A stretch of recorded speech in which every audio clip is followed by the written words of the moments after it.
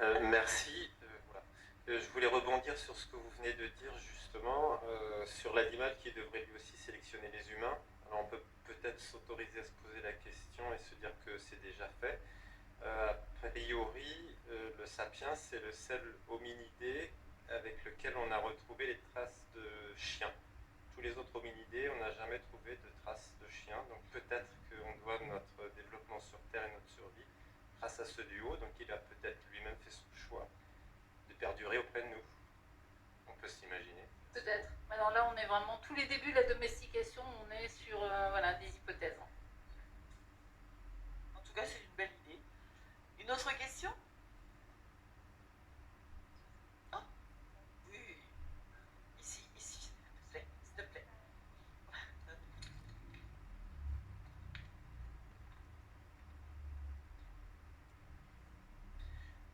Bonsoir.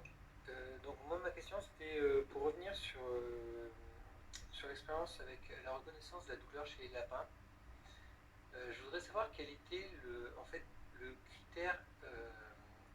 Les gens sont expérimentés par rapport au lapin, s'ils n'étaient pas capables de reconnaître comment identifier la douleur chez le lapin. Alors, c'est quelque chose qui est très fréquent, c'est-à-dire qu'en fait, on s'aperçoit de plus en plus que c'est la différence que je vais faire entre voir et observer. C'est-à-dire qu'on peut vivre à côté d'autres en 20 ans et pas tout connaître de cet autre parce que justement, on n'est pas forcément dans l'attention sur certains aspects.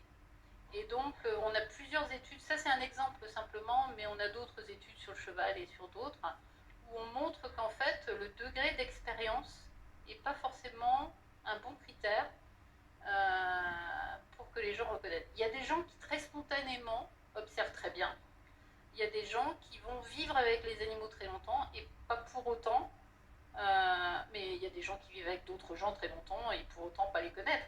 C'est un peu pareil en fait, c'est-à-dire que l'expérience, ça dépend ce qu'on en fait et ça dépend du niveau d'attention qu'on a. Et en fait, là, il y avait des gens qui avaient des lapins à domicile, il y avait des éleveurs de lapins, et ils avaient les mêmes critères, mais vous voyez bien à quel point c'est ancré chez nous de regarder le visage. Là, on est en train d'échanger, je veux dire, ça ne me vient même pas à l'esprit de regarder autre chose que votre visage. Bon, mais voilà, donc on projette notre mode de fonctionnement sur l'animal, et du coup, on peut très bien se tromper très longtemps.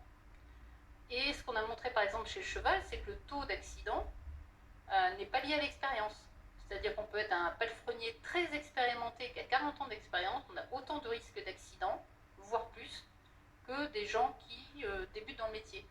Pourquoi? Parce qu'aussi on installe de la routine, on diminue notre attention, et vraiment quand je dis que l'attention est au cœur, c'est ça. Hein. C'est-à-dire qu'au bout d'un moment, on a des habitudes de fonctionnement qu'on maintient. Et puis finalement, ça explique ce genre de résultat.